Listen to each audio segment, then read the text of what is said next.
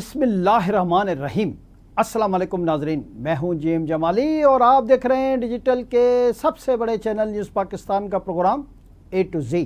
ناظرین، security forces نے کوئٹہ کے مضافاتی علاقے غزہ بند میں دہشت گردوں کے خلاف آپریشن کیا۔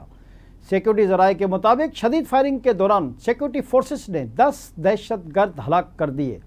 ہلاک دہشت گردوں سے بھاری تعداد میں اسلحہ و گولہ بارود بھی برآمد ہوا ہے۔ سیکورٹی ذرائع نے کہا ہے کہ فائرنگ کے دوران سیکورٹی فورسز کے 2 اہلکار بھی زخمی ہوئے ہیں۔ مشترکہ انٹیلیجنس بیسڈ آپریشن بھارتی اسپانسرڈ دہشت گردوں کی موجودگی کی اطلاع پر کیا گیا۔ اطلاعات کے مطابق غزہ بند کے پہاڑی علاقوں میں دہشت گرد موجود تھے۔ سیکورٹی فورسز اور قانون نافذ کرنے والے ادارے ملک سے دہشت گردی کے خاتمے کے لیے پرعزم ہیں۔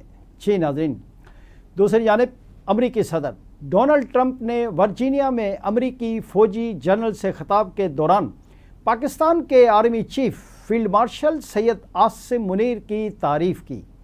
اس موقع پر صدر ڈونلڈ ٹرمپ نے کہا کہ ابھی 3 روز قبل وزیر اعظم پاکستان اور فیلڈ مارشل سید عاصم منیر یہاں آئے تھے۔ فیلڈ مارشل پاکستان میں بہت اہم شخصیت تصور کیے جاتے ہیں۔ امریکی صدر کا کہنا تھا کہ فیلڈ مارشل نے کہا ٹرمپ نے لاکھوں لوگوں کی جانیں بچائی ہیں۔ انہوں نے کہا کہ ٹرمپ نے جنگ رکوا کر لاکھوں جانیں بچائیں، جنگ ہو جاتی تو بہت زیادہ برا ہوتا۔ ڈونلڈ ٹرمپ نے کہا کہ فیلڈ مارشل کا یہ تبصرہ مجھے بہت اچھا لگا، ان کی تعریف کو میں نے اپنے لیے اعزاز محسوس کیا۔ امریکی صدر کے مطابق فیلڈ مارشل نے یہ سب ہمارے ساتھ موجود لوگوں سے کہا جن میں 2 جرنیل بھی تھے۔ صدر ٹرمپ نے بھارت پاکستان جنگ میں 7 طیارے گرنے کا ایک بار پھر تذکرہ بھی کیا۔ صدر ڈونلڈ ٹرمپ نے کہا کہ جنگیں رکوانے کے لیے تجارت کو استعمال کیا۔ پاکستان اور بھارت سے کہا جنگ روکو، تجارتی معاہدہ کرو۔ جی ناظرین، دریں اثنا نائب وزیر اعظم و وزیر خارجہ اسحاق ڈار کا کہنا ہے کہ امریکی صدر ڈونلڈ ٹرمپ کا امن منصوبہ وہ نہیں جس میں ہماری ساری تجاویز موجود ہوں۔ اس ڈرافٹ میں ہماری تجویز کردہ تمام ترامیم شامل نہیں ہیں۔ میڈیا سے گفتگو کرتے ہوئے انہوں نے کہا کہ غزہ میں 64,000 لوگ شہید ہو چکے ہیں جبکہ 1.5 لاکھ افراد زخمی ہوئے ہیں۔ اس وقت وہاں خوراک، ادویات سمیت انسانی امداد نہیں پہنچا سکتے۔ اسحاق ڈار نے کہا کہ غزہ سے لوگوں کو زبردستی نکالا جا رہا ہے اور جو جا چکے ہیں ان کو واپس نہیں آنے دیا جا رہا۔ سعودی عرب، قطر، اردن، مصر، پاکستان، ٹرکی، انڈونیشیا سمیت 8 ممالک نے فیصلہ کیا کہ خاموشی سے غزہ کے معاملے پر سنجیدہ کوشش کریں گے۔ ان کا کہنا تھا کہ 8 ممالک کے رہنماؤں اور وزراء خارجہ کی ٹرمپ اور ان کی ٹیم سے ملاقات طے ہوئی۔ اس ملاقات سے پہلے ان ممالک کے وزراء خارجہ نے حکمت عملی بنائی۔ ٹرمپ نے کہا کہ 48 گھنٹوں میں میری اور 8 ممالک کی ٹیم بیٹھ جائے اور پلان بنا لے کہ کیا ہو سکتا ہے۔ نائب وزیر اعظم نے کہا کہ ہم نے ٹرمپ کی ٹیم کے ساتھ ملاقات کی اور کہا کہ آپ کے ذہن میں کیا ہے۔ ٹرمپ کی ٹیم نے ہمیں نکات دیے۔ ہم نے ٹرمپ کی ٹیم کو کہا کہ 24 گھنٹے میں ہم ان نکات میں اپنی ترامیم پیش کریں گے۔ اس ڈرافٹ میں ہماری تجویز کردہ تمام ترامیم شامل نہیں ہیں۔ انہوں نے کہا کہ ہم نے مشترکہ بیان میں امریکی صدر ڈونلڈ ٹرمپ کی کوششوں کو سراہا ہے۔ ہم نے ٹرمپ کی کوششوں کو سراہنے کے ساتھ اپنے ایجنڈے کو بھی دہرایا ہے۔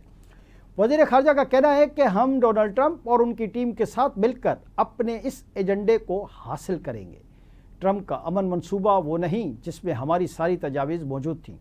ادھر ریاست فلسطین نے غزہ میں جنگ کے خاتمے کے لیے کوششوں پر بیان میں کہا ہے کہ ریاست فلسطین صدر ڈونلڈ ٹرمپ کی جنگ غزہ کے خاتمے کے لیے کوششوں کا خیر مقدم کرتی ہے۔ اعلامیہ کے مطابق امریکہ خطے اور دیگر شراکت داروں سے مل کر جامع معاہدے کے ذریعے غزہ کی جنگ کا خاتمہ کریں گے۔ اعلامیہ کے مطابق معاہدہ غزہ، مغربی کنارے، فلسطینی زمینوں پر قبضے کے خاتمے اور منصفانہ امن کی راہ ہموار کرے گا۔ معاہدہ 2 ریاستی حل پر مبنی ہوگا۔ آزاد اور خود مختار ریاست فلسطین اسرائیل کے ساتھ سلامتی اور امن کا تعلق رکھے گی۔ ریاست فلسطین نیو یارک میں منعقدہ بین الاقوامی کانفرنس میں اپنے عہد کی بھی تجدید کرتی ہے۔ اعلامیہ کے مطابق فلسطینی اصلاحاتی پروگرام کی تکمیل کے لیے اقدامات کیے جائیں گے۔ جنگ کے خاتمے کے 1 سال کے اندر صدارتی اور پارلیمانی انتخابات کا انعقاد شامل ہے۔ تمام امیدوار انتخابات میں بین الاقوامی وعدوں اور PLO کی پالیسی کی پاسداری کریں گے۔ ایک نظام، ایک قانون اور واحد فلسطینی سیکورٹی فورس کے اصول کی پاسداری بھی کریں گے۔ اعلامیہ کے مطابق ایک جدید جمہوری اور غیر عسکری فلسطینی ریاست قائم کی جائے گی جو پرامن انتقال اقتدار پر کاربند ہو۔ 2 سال کے اندر یونیسکو کے معیار کے مطابق نصاب کی تیاری کے پروگرام پر عمل درآمد معاہدے میں شامل ہے۔ ریاست فلسطین امریکہ اور تمام فریقین کے ساتھ مثبت اور تعمیری انداز میں مصروف عمل رہے گی۔ معاہدے میں غزہ میں انسانی امداد کی ترسیل، یرغمالیوں اور قیدیوں کی رہائی شامل ہے۔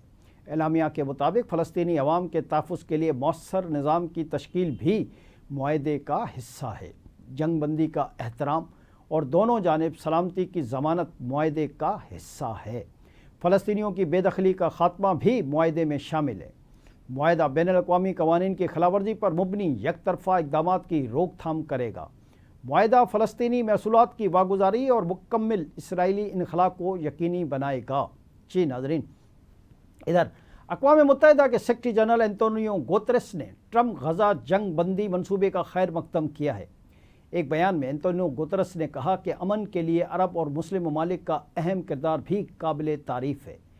معاہدے اور اس کے نفاذ کے لیے تمام فریقوں کا پرعزم ہونا اہم ہے۔ انہوں نے کہا کہ ہماری اولین ترجیح غزہ تنازع سے پیدا شدہ بدترین انسانی تکالیف کو کم کرنا ہے۔